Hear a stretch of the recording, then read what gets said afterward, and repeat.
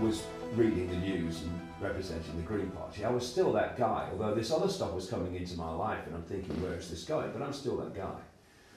But when I walked up to the top of this mound, hill mound, I didn't know that there was a stone circle at the top there. I just got up there and there was. And what had happened is that I was in this little bus, just me and a tourist guide and a driver. And I looked out the window as we were going past this mound, and all I could hear in my mind when I looked at this mound was, come to me, come to me, come to me. Now, I'm still the guy at that time who was introducing the news and the sport, so I'm thinking, that mound's talking to me. This is absolutely crazy what's going on. But anyway, I said, can you stop the bus? I want to go up there. It'll be a few minutes. Well, it was about an hour. Because when I got up there, this was the real big changing point, which led into what happened in the Wogan show, because this is February 1991 now. And I walked into the middle of this mound, and I'm looking across to the distant mountains, and there's a lagoon to my right, very uninhabited area. And this stone circle's obviously been there a long, long, long time. And then suddenly my feet start sticking to the ground as if magnets are pulling them, and the bottom of my feet started to burn. And this had happened to me once before after this process had started, so I was kind of aware of this. I mean, this was much more powerful. And then two lines of words came through my mind very, very clearly. One said, they will be talking about this 100 years from now. And the second one was, it will be over when you feel the rain. And I'm looking up, Lucas, at a cloudless, bright blue Peruvian sky with a piercing sun and a red nose to prove it. Now, it will be over when you feel the rain. I mean, it could be a month. What's going on? This is crazy. But then this like drill started going in the top of my head, this drill feeling went through my body, through my feet to the ground. There was another flow coming the other way. Then my arms went out at 45 degrees like that without me making any decision to do it. And I've only put my arms up and they're starting to ache. They were like that for the best part of an hour until it was over, and then they were agony, but not when I was doing it. And basically, this energy started coming through me very, very powerfully, and my body was shaking. And I kept going in and out of consciousness. You know, like you drive in a car and like you don't remember where the last 2 miles has gone because your subconscious has been driving it. You know, without subconscious we'd be dead. This was happening to me. But one of the times I came back to the conscious mind, I noticed that there was a light grey mist over the distant mountains. And I watched it became darker and darker. I'm thinking it's raining over those mountains. And in the next, not very long actually, it was almost like, I've described it as like a curtain of cloud and rain, because you know, weathermen talk about a weather front. Well, this was a straight line, like curtains coming across the sky. And eventually I'm like standing here and I'm watching this wall of stair rod water come at me. By this time I'm like, you know, can't hardly stand.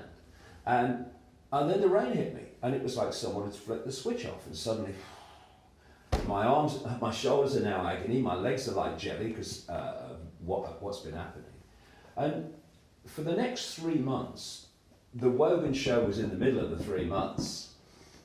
If you'd have asked me what planet I was on, I would have had to have checked. And when I look back in retrospect, from the perspective of now understanding so much more, it was like that 3 months. You know when you press too many keys on a computer and it freezes because there's too much information to process? It was too much. Well, it was like a bubble had burst in me, and insights, concepts, information, all the stuff were pouring into my conscious mind. And my body, a computer, obviously said, I'm freezing. And so it was in that 3 months that I went on the Wogan show and all the rest of it. Now, I wasn't saying that I'm like Jesus. I would strongly suggest that the Jesus stories are just rewrites of ancient stories using different names, so the evidence for that is overwhelming. But I was trying to get across that we are all, if you want to use that symbolism, we are all sons and daughters of the whole. God, if you want to, you call it Ethel, it doesn't matter. So these experiences actually got you started. They did. And so if we move a little bit forward, sure, to today, to the hottest current topic of the world right now, the captivation and killing of Osama Bin Laden by the Americans. This is, you know, finally the United States got him, they killed him, and it's a huge triumph for the world and maybe a closure for the 9/11 nightmare. Well,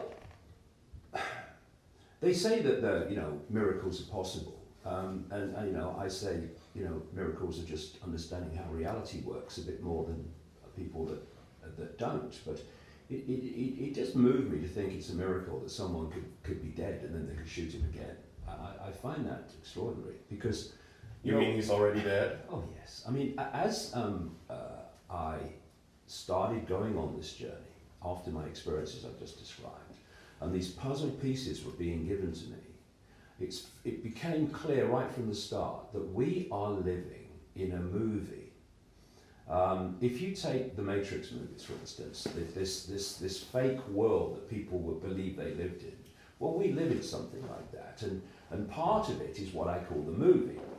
The mainstream media, and I worked for it for years, they're not journalists, they're movie correspondents. They are telling us what to believe about the movie, and the movie is the official version of everything, the official version of Libya, the official version of Iraq and Afghanistan and 9/11 and Bin Laden's killing, that gives us a fake version of what's going on, so that we react to that fakery and we allow things to happen in the world, even demand them, on the basis of believing the fakery is true. So, for instance, I'll give you an example. There's basically a network of interbreeding families going back to the ancient world that sit on top of the banking system, the transnational pharmaceutical cartel, the oil cartel, the biotech cartel. They own governments, any party that has any chance of forming a government, etc. And therefore, they have to, because there's this hidden control, this hidden hand, they have to sell to the public a movie version of events that doesn't involve the fact there's a hidden hand going on. So when they're bringing in different events on their long-planned agenda to centralize power in the world so that everyone's controlled by a world government, a world army, a world currency, etc., they have to sell these steps on the journey as individual events, not connected to the others, and also they have to find an excuse for those events to happen. So if you take 9/11, look at the way the world has changed since 9/11, or the massive increase in surveillance control, the war on terror, invading countries. This would never have been sold without 9/11. And the belief that a group of Arab hijackers who couldn't fly one-engine Cessnas suddenly manifested the ability, like Trinity in the Matrix, where she downloaded how to fly that helicopter and got in and flew it. That's only the explanation that could have happened, because one of the flying instructors of two of these people actually said that he was surprised they could even drive a car. They were so bad. And I talked to people like a 28-year pilot with Lufthansa who said to me, I couldn't have flown the planes like that. Never mind then. But there has to be a cover story, and as a result of the cover story, which is it was Bin Laden and they did this and they're naughty and we've got to go into Afghanistan to get Bin Laden and the Taliban. Now let's think about that in the movie. Who was Bin Laden? Well, that's a very good question. Who was Bin Laden? Who was he? Well, Bin Laden was a member of a very rich and influential family in Saudi Arabia. One step down from royalty, if you like. They run a massive construction company, and the Bin Laden family, for years going back, was very close to the Bush family, Father George Bush in particular. And what happened is that there was a man called Zbigniew Brzezinski. He was Jimmy Carter's national security advisor, and he has been the mentor, brackets, handler, of Barack Obama since the 1980s, and is one of his advisors today.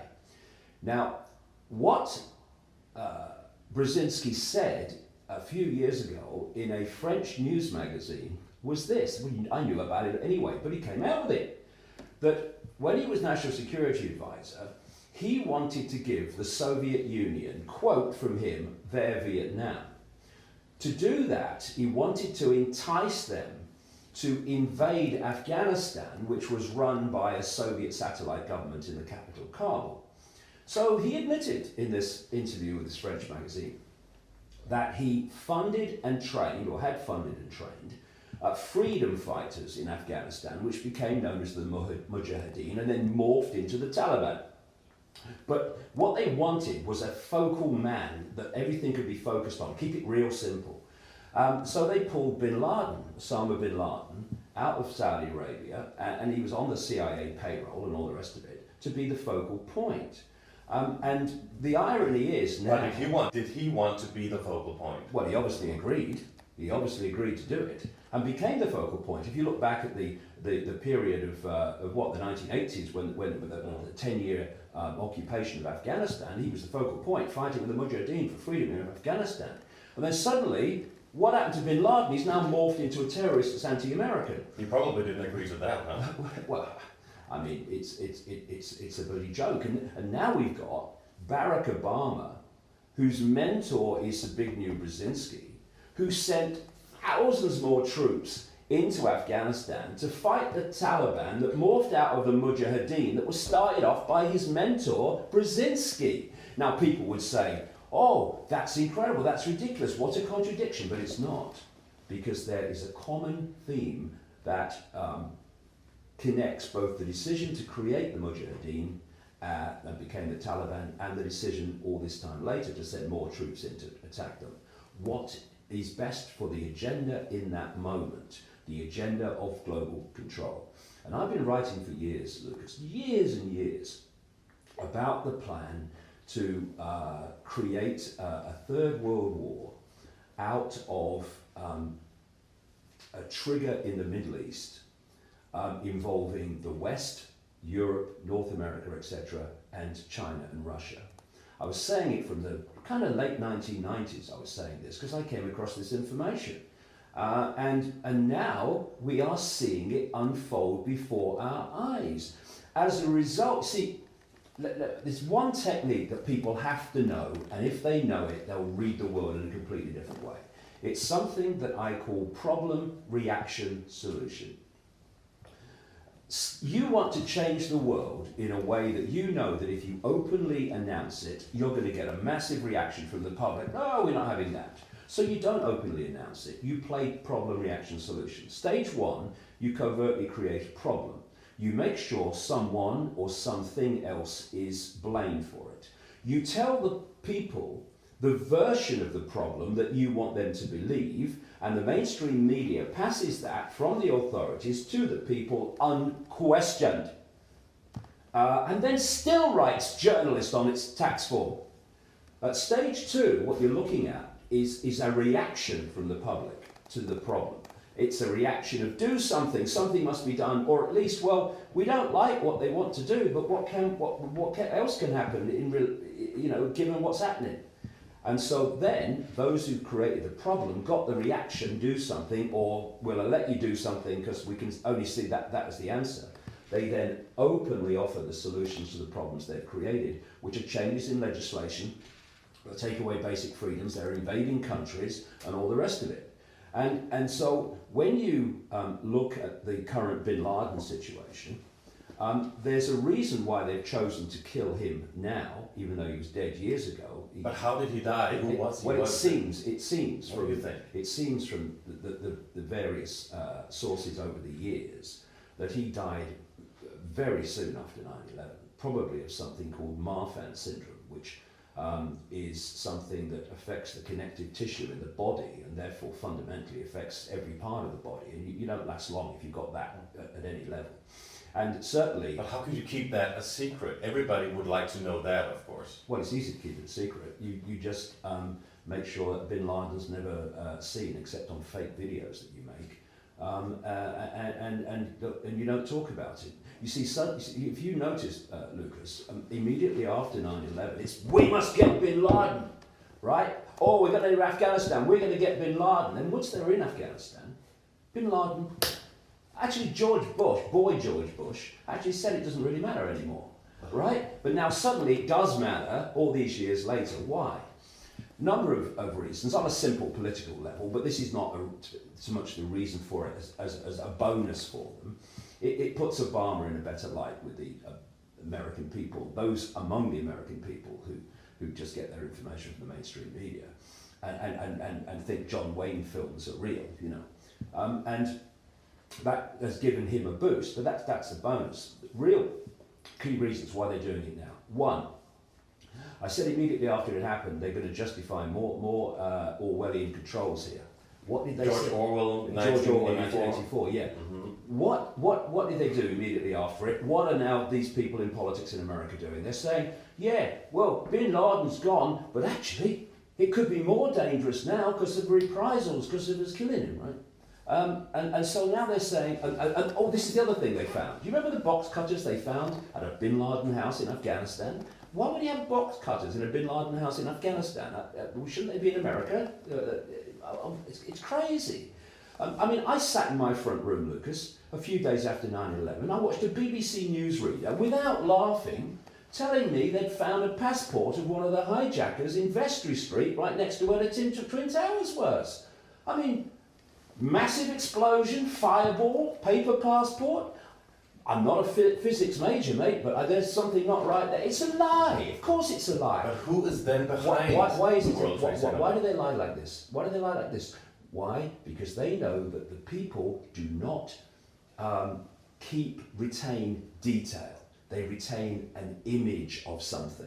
So, oh yes, Ethel, they found a passport for one of the hijackers. It was them. Oh, that's the idea. But today with the media and YouTube and Google and everything, you know, there's a lot of information coming out. Yes, it is, and that's why they're not getting away with it so easy. And that's why there's been some hilarious, justifiably hilarious kind of reaction and head shaking to well, this. Why would they still do it then? How would they get away with it? They can still get away with it because those that are not taking the opportunity to research and to read these alternative sources of information, and still it's the vast majority not doing that, who are getting their information from the mainstream news sources, all they're getting is the official story, which becomes official history by repetition. Ask me this, okay? You're a journalist, a real journalist, you're sitting here.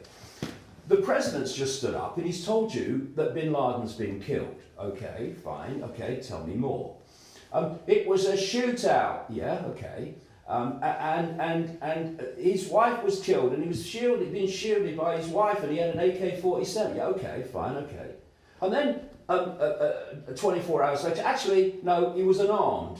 He didn't have a gun, and by the way, his wife wasn't killed and he wasn't hiding behind anybody, right? Okay.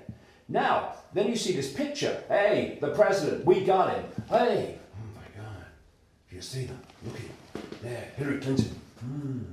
They were watching live footage of Bin Laden being shot. Oh my God. And then they announced 24 hours later, or 48 hours later, there was no live footage. There was no live coverage. What were they watching? The wall? What were they watching? They still got that picture out. But now, David, who's behind it? Hold on a second. Now, I'm telling you that information is circulating. The government has actually admitted it.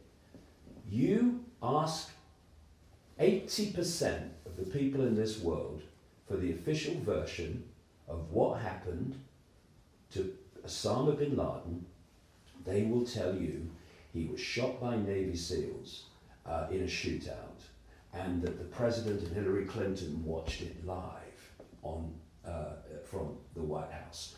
And then, of course, you're a journalist now. Now, hold on a second. That's a lie. And what happened to the body? Let us see the body, and then it's no problem, is there? Oh, we buried it at sea immediately under Muslim custom. Apparently there is no Muslim custom, full enough, of burying bodies at sea. You may have noticed that lots of Muslims live in very, very large deserts where there's not a lot of sea about. And the whole story is absolutely ludicrous. And then, well, okay, let's see pictures. You must have taken pictures. Oh no, they're too gruesome. I mean, and I'm reading now mainstream newspapers and watching mainstream television, they're not, even with all that, Lucas, they're not saying the government claims this is what happened. It's now official history. Oh, this is what happened. Bin Laden was shot and so and so, so and so. It's a nonsense. But why? Why are they doing this? Well, first of all, as a bonus, it puts a gloss on Obama, even though he never ordered any of it. Just does what he's told, like all presidents.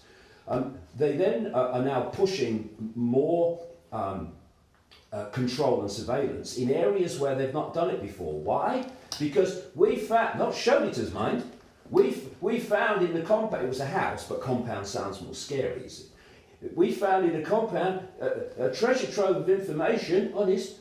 Says that they were planning to derail trains and target soft targets like shopping malls and stuff in America. So we need to have now more and more surveillance control on the trains and in shopping malls and department stores and all that stuff. That's what's now being suggested. So you're saying it's a reason to have more problem, surveillance? Reaction, solution. Now this is the big one. I've been putting a map up on the screen in various interviews for like 3 months of North Africa and the Middle East. And I was saying to them, all these people's revolutions, they're being triggered by agents provocateurs that are locking in and tapping in to genuine and understandable rage of the people at suppression by dictators and tyrants like those in Saudi Arabia and Bahrain and all the rest of it, which are if not funded and armed because they've got the oil money. Some are funded and armed, but they haven't got the oil money. But they're certainly armed by America and the West. And the British are always heavily bloody involved in everything, going way back. And they're ticking these countries off. And I've been saying for years they want a confrontation with China and Russia. And they're going to trigger it out of the Middle East. Now, I've been pointing out these countries, and I said some weeks ago, watch for Syria. Syria is going to have a people's uprising, because that's what they're doing. And now we bring us to the Bin Laden killing. It brings us to Pakistan. They claim they killed him close to a military garrison academy to emphasize the next stage, which is to say proof that Pakistan was hiding him, knew where he was, and therefore it sponsors terrorism. We've now got a guy called David Frum, who was a George Bush, boy Bush speechwriter, who coined the phrase, the axis of evil, Iraq, Iran and North Korea, who has come out in the last 24 hours and said, we should now start targeting Pakistan as a sponsor of terrorism after the proof that they were hiding Bin Laden all this time. And follow Pakistan through to its border. What's the next country on? China. What has China come out and said in the last 48 hours to America? In effect, you start messing with Pakistan, you're messing with us. It's all unfolded as I was told it would a long, long time ago. It's a movie which we're being sold by the mainstream media because it will not question. But David, the media, you say that the media manipulate the daily news that we see on television, but how on earth is it possible for that many newspaper publications and TV stations and journalists who doesn't even work together to present this as a collective truth? Piece of cake. Tell you why. The media takes the point of reference from which it sees the world as what it perceives to be the norm at any one time. So, if you had today's media centuries ago, they would have ridiculed anyone who said the earth was round, because the norm was that it was flat. And only when the norm changed did it change from ridiculing people saying the earth was flat to ridiculing people said the earth is round to ridiculing people that said the earth is flat. In the same way, the media are not journalists, they are repeaters. And what I mean by that is, the Bin Laden story and the 9/11 story are classic examples of what I'm talking about. The official story comes out, this is what happened. Now, real journalists would say, okay, this is what the government says happened. We are going to investigate this and we're going to see if it stands up. that would bring problem, reaction, solution to an end immediately, because they would see, because it doesn't take a genius, that the official versions are fundamentally flawed and full of holes. But why don't they do that? Because they take the official version that they're given and they accept it. Given by whom? Given by the authorities. Obama stands up, Lucas. He announces that Bin Laden's been shot in a compound. He provides no evidence whatsoever, except that as the days unfold, clearly lies galore have been told in the official story. And yet, as I said a few moments ago, you pick up a newspaper today, this morning, you watch the news anytime today in America, here, anywhere, and if the Bin Laden story comes up, they will say Bin Laden was shot by Navy SEALs in this compound in Pakistan. There is no evidence supporting that. It is a statement from the president, end of story, and yet it's now official history. Yeah. I mean, if people had investigated 9/11, they would have taken it apart. Journalists, I mean. Why don't journalists do that then? Well, first of all, I was a journalist for years. I know. You do not have to be intelligent, sharp thinking, and motivated by a desire for truth to be a journalist. It is not on the list of must-haves. It should be, but it's not. And therefore, you've got people who are basically public relations officers for the official version of events. Mm-hmm. They take the official version, they report it to the people as if the official version is true. And as a result of that, there is no investigative journalism worth the name anymore. Plus the fact, you then have to get that, even if you are a journalist worthy of the name, you've got to get that through onto the programme and into the newspaper. There's so there's someone behind sitting there and saying what can be printed or said on television or not? Basically there is there's all the organisations that run the world today, media organisations, governments, transnational corporations, banks, they're all pyramids. At the top of the pyramid, you've got the tiny few that know what the game is within the pyramid, the organisation. And the rest of the organisation are just people working for it, unconnected to other people that are working for it, who just go to work, do their job and go home. They're not trying to manipulate anybody. The only people that know how all those different contributions fit together are the few people at the top. And this is the structure through which they use. So at the top of the, well actually there's a level beyond this, but let's pick it up here. There's a point where there's a group of people, small group of people, maybe even one, who actually owns the media organisation. Mm-hmm. And from that comes down the policy. Well, you know what, that brings me to my next thing. Right. A little present I have for you. Oh no. Because you speak a lot about the New World Order. Right. And I have a little present for you. It's a $1 bill. Yeah. And on the back of the dollar bill, there is, in fact, what you just said, there is a picture of a pyramid. Mm-hmm. And then on top there is the eye, an all-seeing eye, and underneath it says Novus Ordo Seclorum, which actually means New World Order. Yeah, New World Order. What, please tell us briefly, what is the New World Order all about? What is this? That's very true. This was put on the dollar bill in about 1933 by a guy called Franklin Roosevelt, who was like all these presidents. He was a front man for this hidden hand. Because how do you become president? You have to attract cuckoo land amounts of money. Who attracts that money? From the people that can afford that, the people that are going to front up for the but this is more like a Freemason well, it symbol, is, isn't because it? Let me explain very simply how the world is actually controlled by the few. They've been around a long time, and they've created the secret society version of a transnational corporation. The headquarters is actually in Europe, in places like London and Rome and Paris. And if you look at a transnational corporation, say McDonald's, I was going to say take McDonald's, I wish someone would, but anyway, McDonald's, right? They have a headquarters somewhere in the world, America, and that dictates the global policy of McDonald's, the corporate policy. The Freemasons or what? No, I'm talking about McDonald's. Let's keep it at the transnational corporation level for the moment. In each country are the subsidiaries of the headquarters of McDonald's, carrying out that centrally dictated policy. So you go into a McDonald's in Moscow or Copenhagen or Australia, you're going into pretty much the same McDonald's.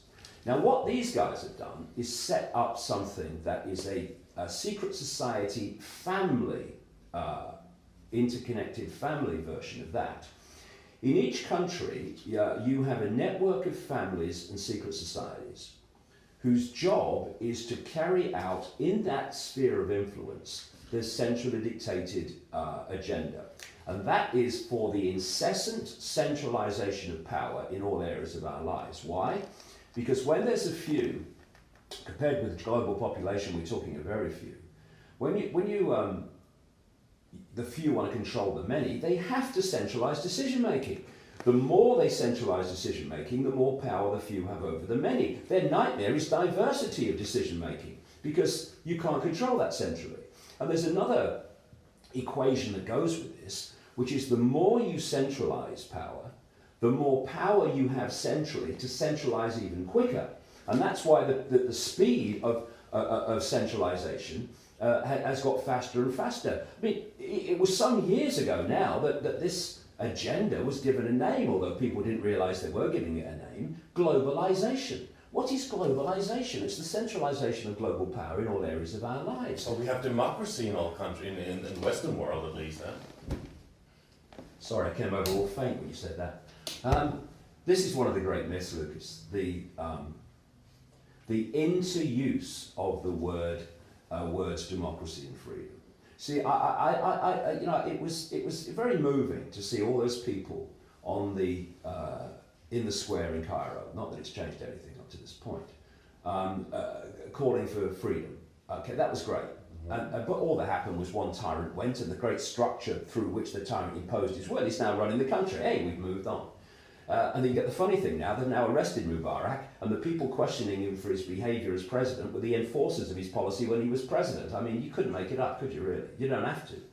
But what I saw was people demanding freedom as equating to democracy. Rebellion, huh? Democracy. But every now and again during the day, while the crowds were saying, I want freedom, or we need freedom, in other words, democracy, lots of them were getting on their knees and facing Mecca.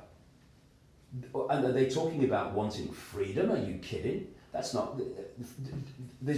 freedom is much greater than democracy. But that's religion you're talking about. Well, yeah, but it's all interconnected. But democracy, what is that? Okay, let's take Obama as an example. But though this is an extreme example, it's the same in every country. It's happening in my country, Britain, now with this new government. He's a Democrat, not a Republican. It doesn't matter. This is how it works, and this is the same in every country. In America, you had Bush, who was a Republican, it says here, right? Quite demonstrably, even the mainstream media accepted this, bless them. Behind Bush was a group of people called the Democons. The neocons, neoconservatives. And these were people like Richard Pearl and all those people that Paul Wolfowitz and a stream of other people that represented this organization called the Project for the New American Century, which in September 2000 produced a document demanding that America attack all the countries they've since attacked. But it said in this document that we're not going to get support for this to happen unless we have a major event like a new Pearl Harbor, right? So you claim they are behind the government, and their decisions?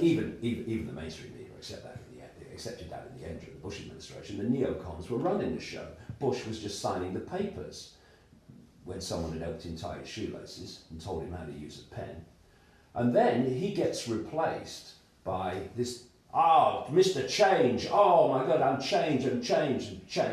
Never said what the change was, just change. Oh, yeah, change, I want change. Because they use change a lot, because people basically don't like the status quo. So people come along and say, I'm going to change the status quo. Yeah, I want the status quo changing. I'll vote for you. So he comes in. Has any president in American history ever claimed to be more different than he claimed to be? And he comes in, not only is he not different, it's business as usual, and then some.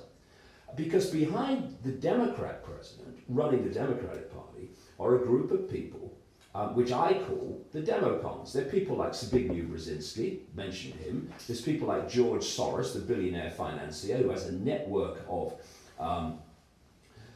trusts like the Open Society Institute and the International Crisis Group that specialize in triggering people's revolutions. They did it over Eastern Europe, they're doing it in North Africa now.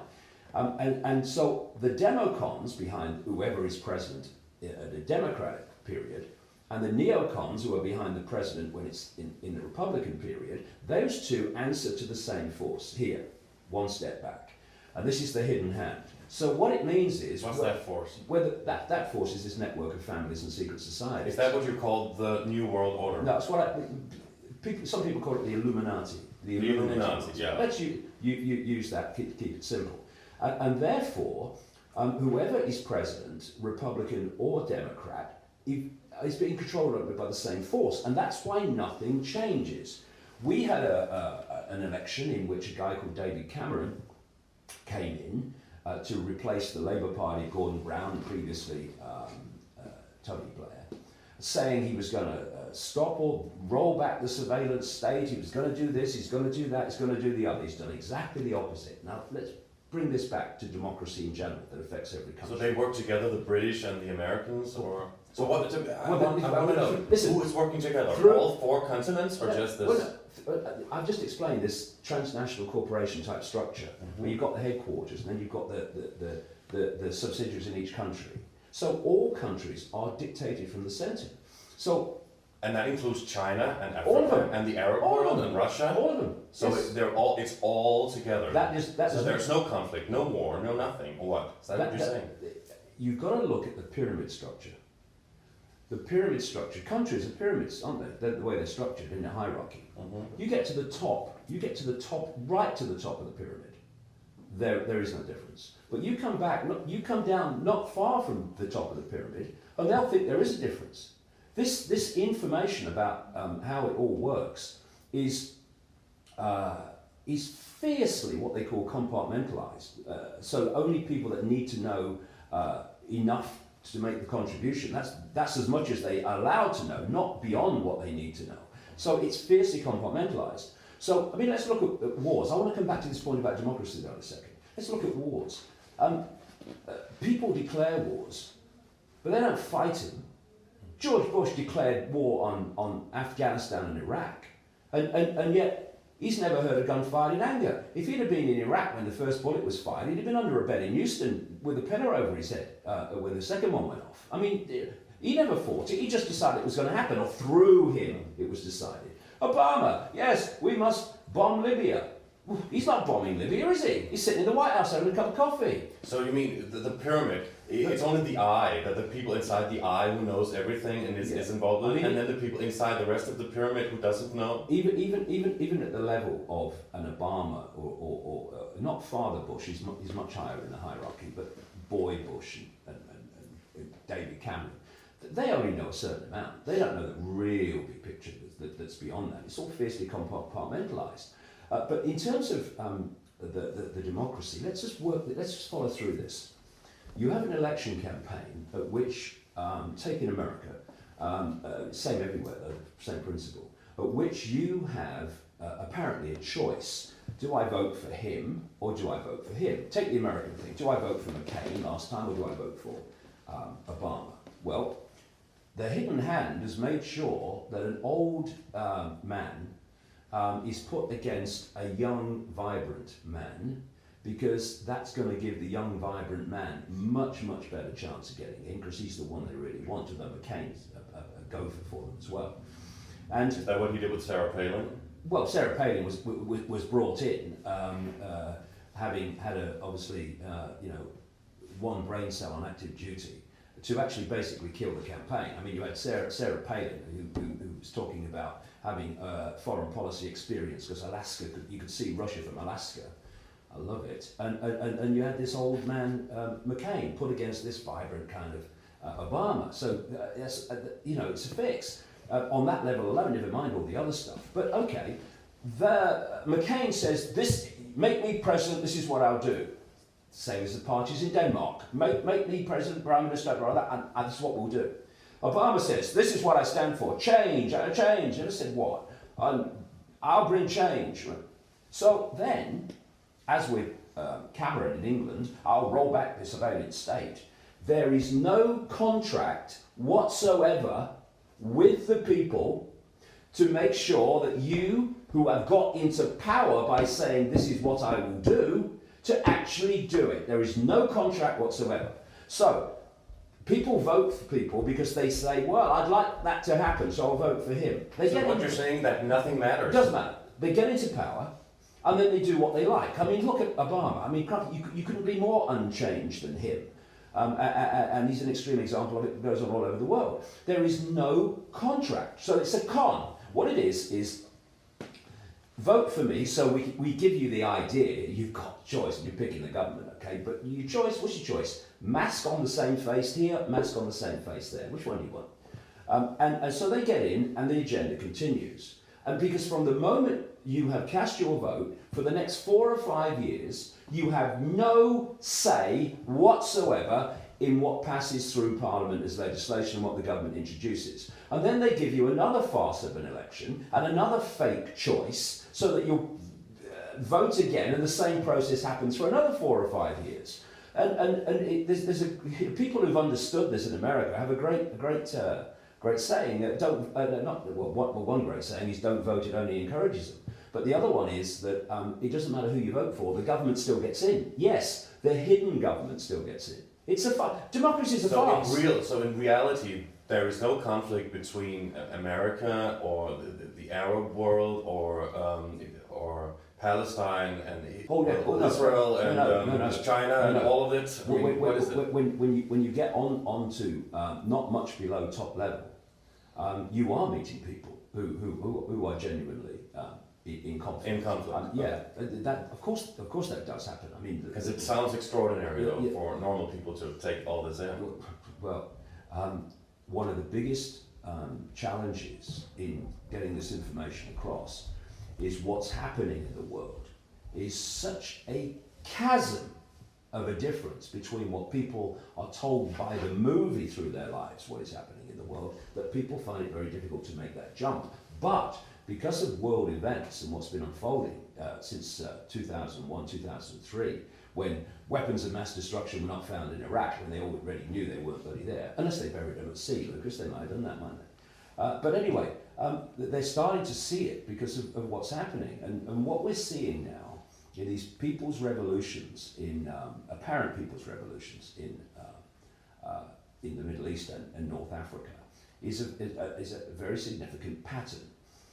The country they want next is demonized. The country that they don't want to get yet, because they have reasons for that, they are allowed, like in Bahrain, through the Saudi army and the United Arab Emirates troops and Bahraini authorities, to carry out the most grotesque atrocities upon Bahraini peaceful protesters, and not a word is said. Why isn't that all over the media? Instead, the focus is on Libya, because Libya is what they want next, and I'm not supporting. Well, you say the media is controlled, so... Yeah, say this one thing. I have no support for Colonel Gaddafi. I don't want any kind of dictators in power. But they are not bombing Libya to protect civilians. They are bombing Libya because they want to take the country over. They want to get hold of the Libyan central bank, which operates outside of the global banking system, and they want the oil. And I said when they went in there, this no-fly zone, I said they will not stop. They say it's just a no-fly zone. You'll watch them up the ante more and more and more until he's gone. And now we've got troops on the ground training people. But how on earth do you explain that one of the biggest concerns in the world right now, the financial crisis? Well, how long have you got? We don't have too long, so just briefly. Okay, well, I can do it briefly, but I could talk forever about the financial situation. Let's look at that. What is money? What is money? Any other guys? What's money? Where's it come from? Who creates it? Anybody know? Well, it's the government, isn't it? No. Money comes into circulation by private banks, ultimately controlled by the same cartel, issuing non-existent money called credit. So our very currency comes into existence at the start as a debt. When you go into a bank and you ask for, I don't know, 50,000 euros, what do? Where do they get it from? This is what they do. Because the same hidden hand has controlled governments that has controlled the banking system, laws have been introduced called fractional reserve lending that allow banks to lend at least 10 times, and it is at least 10 times what they have on deposit. So every time someone puts a euro in a bank, that bank can now lend 10 it doesn't Why is it happening and then? charge interest on it. Because it's a scam. The debt. Why? Well, okay. Why? Give me a list of things that you'd like to do with your life in an ideal blank sheet of paper way, and then start crossing off the ones you can't do because you don't have the money. Money is a massive suppressor of choice. It's a massive suppressor of human freedom. And what's happening now across Europe? To take people's choice away, you mean? Take choices. Not just take people's choice away, but to turn them into literal slaves. I mean, this will happen in the Western world now. Humanity's been slaves for thousands of years, mate. They just haven't bloody realised it. But I mean, look at what's happening now in America. You've got people who are living in. I've seen them. You're living in tent cities, corrugated iron, bloody makeshift homes in the street and wasteland. Not people who don't want to work. People have been thrown out of their homes by banks owned by a handful of people. If we get to the top of the pyramid. And they've been thrown out of their homes by banks because they couldn't pay the mortgage. And they couldn't pay the mortgage because the greed, extraordinary levels of greed of the same banks that are throwing them out of their homes have crashed the global economic system. But not to affect the banks who are getting bigger and bigger bloody bonuses all the time. And of course, we then put our children and grandchildren up to their neck in debt for generations to bail out banks from the very crimes that they've committed. And not one single banker in America involved in this has actually been put in jail. So it's not going to get better? Is that what you're saying? It's going to get worse? Well, what they want to do, through problem reaction solution, is they want a world central bank that would dictate to all global, all finance to every country. Again, the more you centralise power, the more the few dictate to more and more people. This is what the European Union is about. Mm-hmm. Fascist dictatorship, the European Union. But anyway, don't start me off about that. But the situation is, and this is why the world is constantly in chaos and upheaval, it's very, very difficult to change something that's working. And it's very, very difficult to change something which is operating in harmony. Mm-hmm. Because you come along and you say, I want to change it, and people go, what are you talking about? It's working. If it's not broke, don't mend it, leave it. Mm-hmm. So you have to keep constantly making the status quo not work problem, so you can get the reaction, do something that you can offer the solution. Right. I've been saying ever since 2008, this is, and it's not, the crash we've seen is not the last one. They have a much bigger one in mind. And the idea is, stage one is to crash the economy, 2008. Stage two, quite coldly and calculatedly, was to get governments to spend or throw enormous amounts of borrowed money at the banks, therefore emptying their coffers and their ability to borrow anymore. And at that point, when governments can no longer respond, even in the ludicrous way that they did, then they come through and crash it again. And what do then? They're already doing it, Lucas. We need a new global financial structure and a world central bank. This professional manipulator, House of Rothschild frontman George Soros in America, actually had a conference at Bretton Woods in New Hampshire a few weeks ago, and came out and said we need a world central bank, something I'm predicting that they would come out with since this started. So once you understand how the game works, reading the world is so much easier. Okay, this is a very interesting and important question, and I know a lot of people really want to know about this now. Can't wait. Yeah. You talk a lot about reptilian bloodlines, Right. which makes you extremely controversial, connecting Jews, the global elite of the New World Order, and even the Queen of England and the royal family, to lizards, reptiles, and shapeshifters. I mean, the Queen of England, the nice lady waving with her handbag and smiling, and less emphasis on the nice, Lucas. Less emphasis on the nice. No, what I mean, to a lizard, do some research. How can you explain? Please explain to all of us. Well, how long what have you mean. got? As long as you have. Well, I haven't got a terrible lot of time, but I explain it at length in my books, and I explain it in my events at length. I don't run away from this at all. In fact, I run straight at it.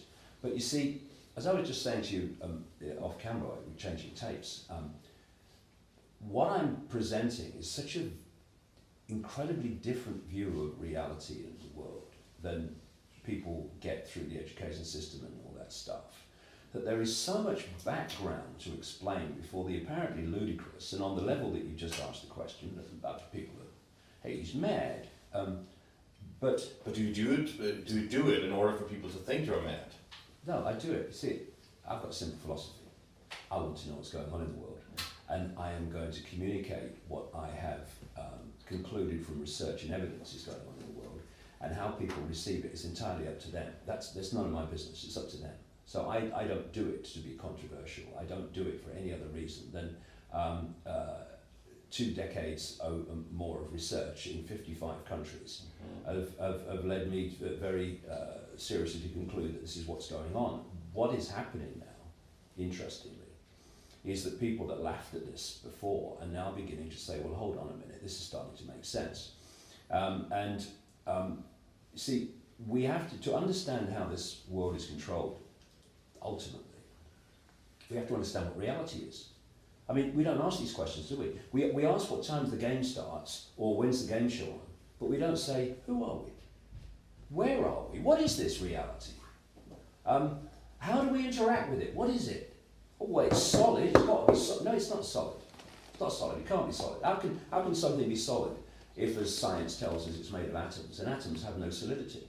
This is one of the great kind of bewilderment areas of quantum physics. How can something be solid when what makes it up is not solid? Because there is no solidity. This is holographic. You know, you can buy. This is holographic. Yeah. So I'm not reading you. No, you're what I'm looking at is a hologram. Oh. And you're looking at a hologram. It's just a hologram. And you know the only place you exist in that form. Yeah. So I'm looking at you. In my head, in my decoding system. We live in. I'm going to go into this on Saturday in great length in the first 2.5 hours, because from that everything else becomes more understandable, like shape-shifting and lizards and the Queen and all that. Yeah. Please, I want to know a little bit about it. It becomes understandable. But we live, in effect, in like a cosmic version of the internet, the wireless internet. Say this room where we're sitting has the wireless internet, okay? Where is it? Where is it? But I get a computer and I tune it into the wireless internet. Ooh, onto the screen comes a collective reality that is accessible by people anywhere in the world, apart from the censored areas like China. But it's a collective reality, and I've just pulled it out of the unseen. And people say, I say to people, tell me about the internet. They say, well, yeah, it's graphics and websites and colours and text and pictures on the screen. Yes, it is. But that's the only place the internet exists in that form. Everywhere else it's electrical circuits or, the wireless version of it. You say to people, tell me about television. They say, well, it's moving pictures on a screen. Well, yes, it is, but the only place that television is in that form is on the screen. Everywhere else it's either digital or in the analog, it's broadcast frequencies. And the television and the computer is decoding that information onto the screen. Well, but we all say the same thing. Yes, when you go onto the internet, if you go onto the same website, you see the same thing as someone going on that website anywhere in the world. And what the body is a holographic, what I call biological computer. For a biological computer, I mean, it's not like a desktop computer where it just responds to the way it's programmed data. It actually has the ability to assess information and make decisions on it. I mean, you're sitting there now, I'm sitting here now, and what I'm saying is your immune system and my immune system are now working and making decisions. I mean, I'm not looking down at my left foot and saying, come on, I've got a problem over there, go and have a look at it. My immune system is constantly scanning, just like, you know, Norton antivirus and all that stuff, scanning for challenges to the system. And what we're doing is we're taking vibrational information through the five senses. They turn it into electrical information, which is communicated to the brain, and the brain decodes that into digital and holographic information, which we perceive as the world outside of us, but it's actually inside of us. And this is why increasingly scientists are coming to my presentations, because it's when this is explained at length in detail, it starts to break up the cul-de-sacs that science has hit, where our view of reality can't be true, because it can't explain this and it can't explain that. Well, where I'm coming from does explain it. So you've got points all over the brain which decode what we call sight, it decodes smell, it decodes all the senses. So when, for instance, you go to a hypnotist stage show, which I did many times when I was researching one book, and watched how a hypnotist can implant into the brain, in effect, a version of reality. What he's actually doing is programming the computer to read reality in that way. I'll give you a simple example. I saw this person sitting on the stage in a hypnotist stage show, and she was eating a potato. But what she was tasting was an apple, because she had had that implanted into her. So when the electrical signal carrying the information of the potato hit the brain, it would normally decode the taste of the potato. And she'd go, oh, God, it's horrible. But it didn't, because it had been implanted, programmed to read the taste of an apple. That's what she was tasting. How can you program that? Because the brain is a massively advanced computer system. Well, what does that have to do with lizards and reptiles and bloodlines? What it means is, when I take it further, is that reality is not solid. Therefore, for instance, shape-shifting is not the shifting, which goes back into the ancient world, all over the world. It's a common theme all the way through. That, it's not a solid body shifting to a solid body. The only place, it's an energetic shift, a vibrational shift on a non-physical level. So they don't change physically. Which the observer is the only place that, if you like, physical shift takes place is in the observer, because you've got the base foundation of this whole reality, including the body, is a vibrational field. That's the information construct which is decoded through into this reality. So it's at this vibrational, non-physical level that there is a energetic shift, which is then played through, and the observer, the decoder, is decoding a human body, because he's decoding the human field, and then suddenly it's shifted and he's decoded a non-human body, because now he's decoding the non-human field, and then it was switched back again.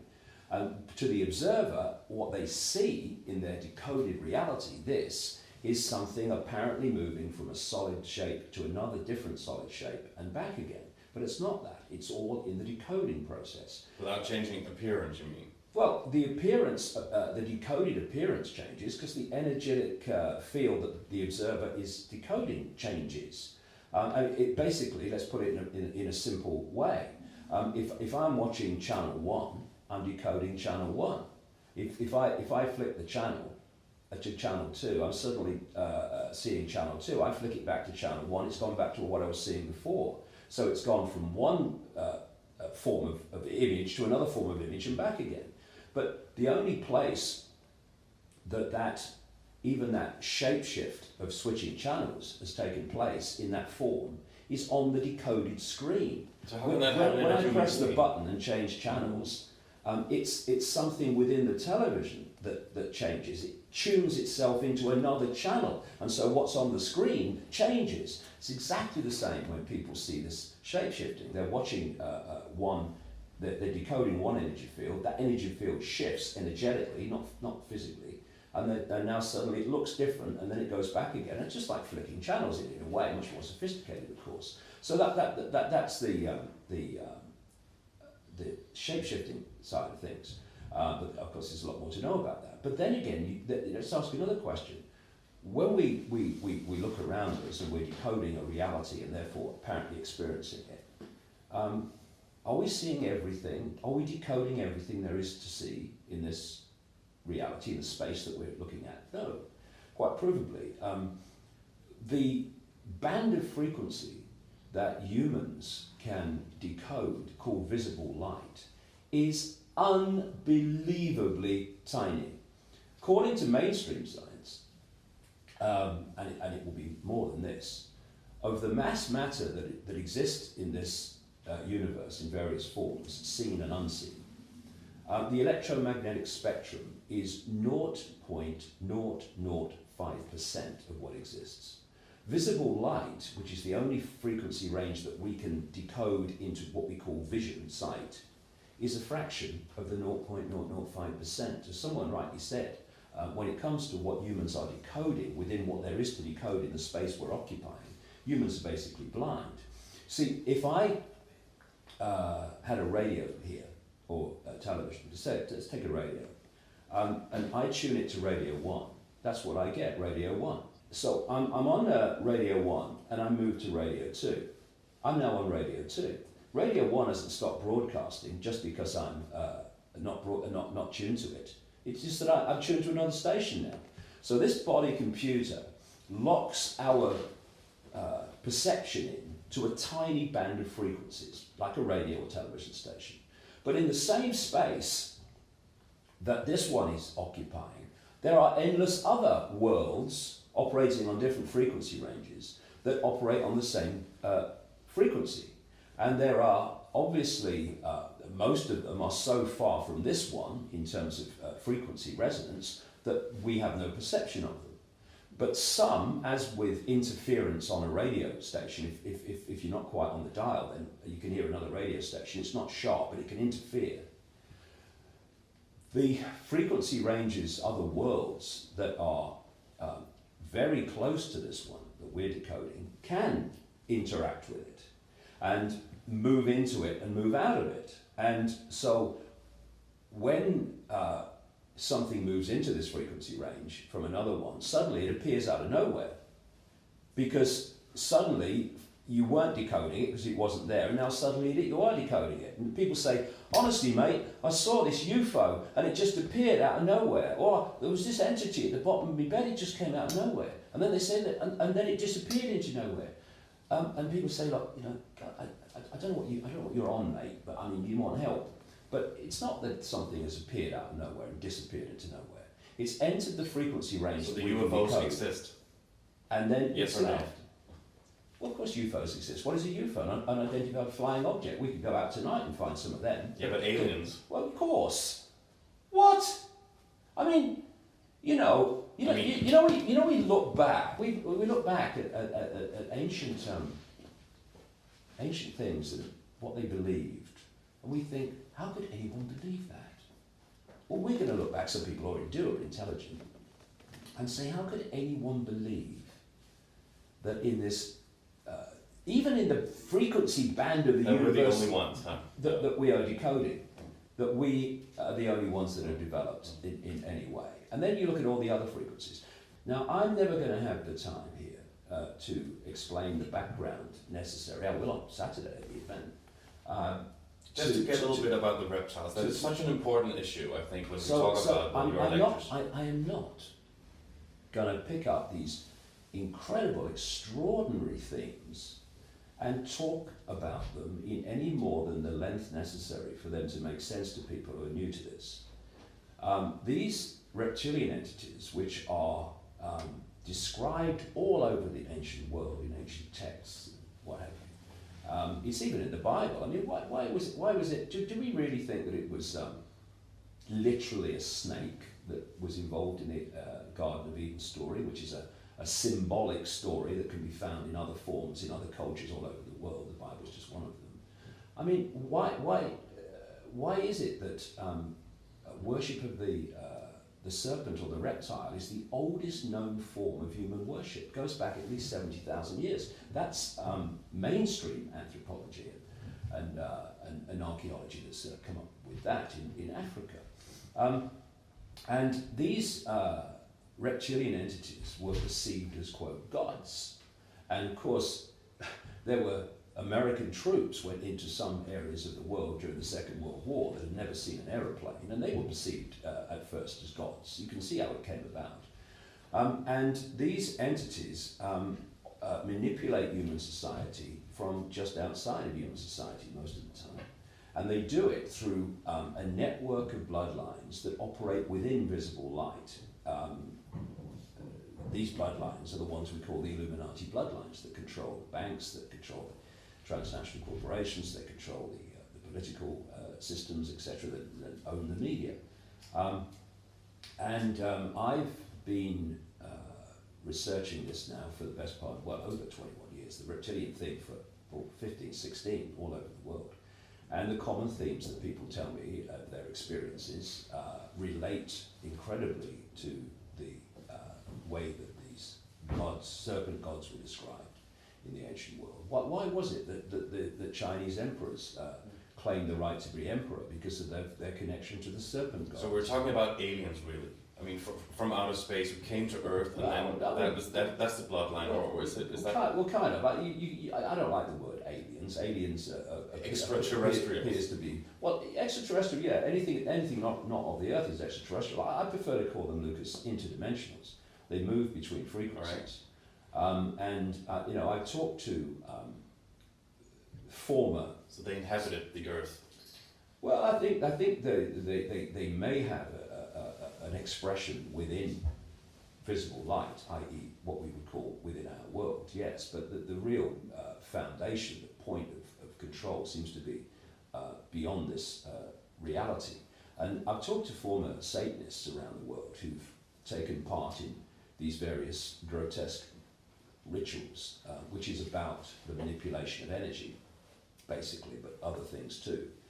And they've described to me how in some of these rituals are actually designed to create energy doorways or gateways that allow these entities to move through into this reality. You know, from what they tell me, this classic satanic symbol of the inverted pentagram within the circle. Again, we see that at the decoded level, the holographic level. You're seeing a pentagram in a circle. If you take it back to its base form, it's an energetic field. And from what they tell me, and what they've described to me around the world, very, very consistent, is that actually what that does, especially when it's the center of a powerful kind of ritual these sick people do, it creates an energetic field that allows these entities to come into this reality. And the number of people around the world, and they're not just reptilian either, other very strange looking. It sounds a little bit like Star Trek. Beam me up. Well, yeah, in a way, and you know, a lot of Hollywood movies and television programs have told this story basically in apparently fictional ways. I mean, George Lucas, who produced the Star Wars, yeah. Well, he's a massive insider. I mean, he knows. Massive insider of. Insider of the Kabbalah. He knows the story basically, and I would suggest that the symbolic story that he told in the Star Wars movies didn't happen in a galaxy far, far away, but much closer to home. And then you've got someone like Stanley Kubrick, who, the great filmmaker, he was an insider also. Yeah, clearly. And he tried in some of his films to expose it. And his last film was called Eyes Wide Shut, yes.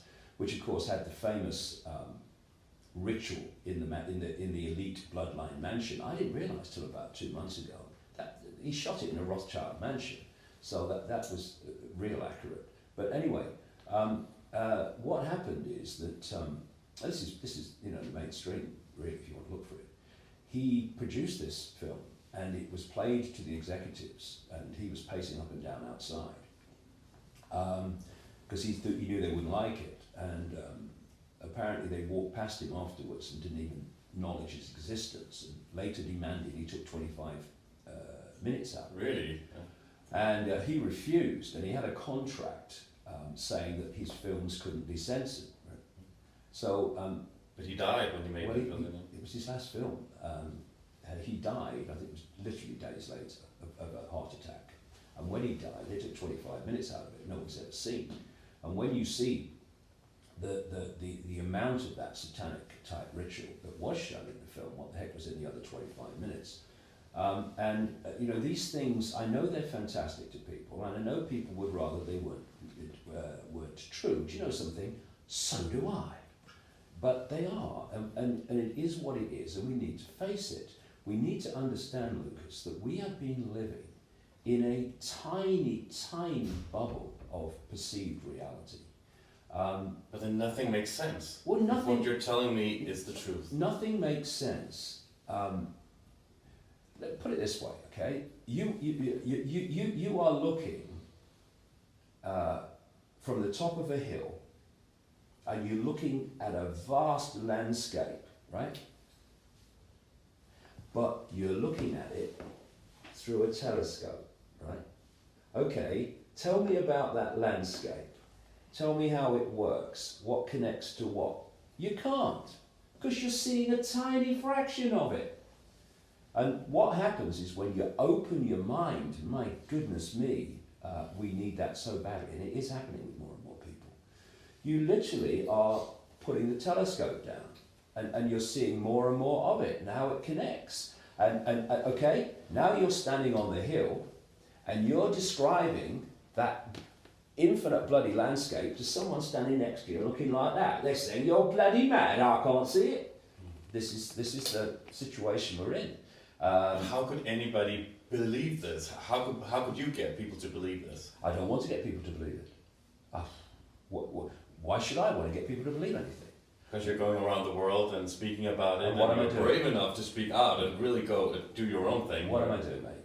I'm putting out information that doesn't normally get out there. And how people receive it is entirely up to them. I am not trying to persuade anyone of anything. This world is drowning in people standing up, called politicians and scientists and academics and all the rest, telling people what they should believe, and if they don't believe it, they're wrong. We don't want any more of them. But so this is have you ever felt information. Make it what for you leave. afraid of doing this? No. No fear? No fear. Not at all. No? Why? And you never had any bad experiences about it? Well, I mean, I'm being attempted to be undermined in various ways all the time, but they've never, I never know of any attempts on my life, and I know, it sounds bizarre, and you get deeper into this, but this is a projection, right? Imagine this is a movie screen that's being projected from the back of the theatre. First of all, you're not going to change this here, are you? You're going to have to change the reel, but the foundation of everything, that this world is just a holographic version of. So it's a matrix existence, huh? It's a vibrational information field, right? Which is projected through into the holographic. You're going to change nothing in the holographic, because the holographic's like the movie screen. What are you going to do? Stand on the stage and shout abuse at the movie screen because you don't like the movie? You ain't going to change. It's a done deal. It's at the screen. This is where you have to change it. And if people are going to kill you, harm you, in the projected holographic level of this, they have to get in here, because they can't get in there because it's just like on the screen. To get in here. So finally, and if they don't get in there, they can't get in here because that's just a projection of that, and they can't get in there. And so finally, and that's next why they year, can't do anything to me. Next year, 2012, are we reaching another level of consciousness? No? Well, I wrote a book, the first book I ever wrote, Lucas, after my experience of awakening, if you like, in 1990.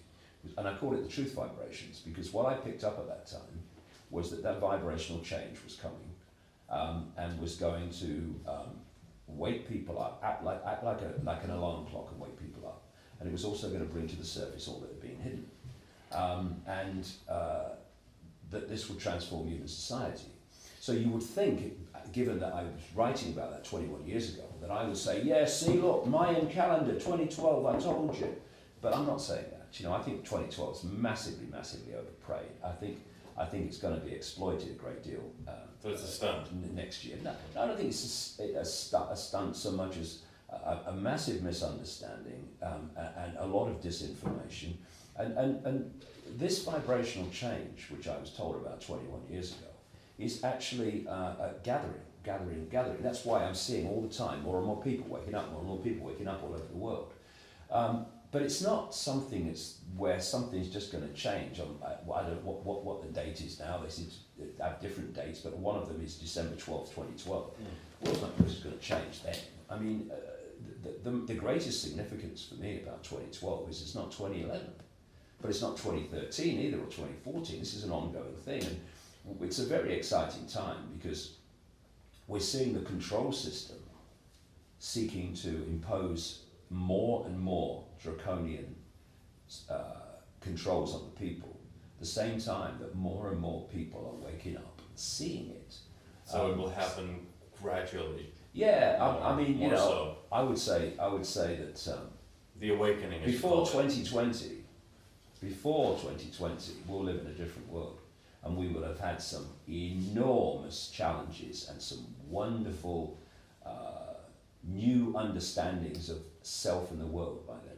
You certainly have been challenging me and a lot of people, I think, and it's very mind-blowing and very fascinating and also very interesting.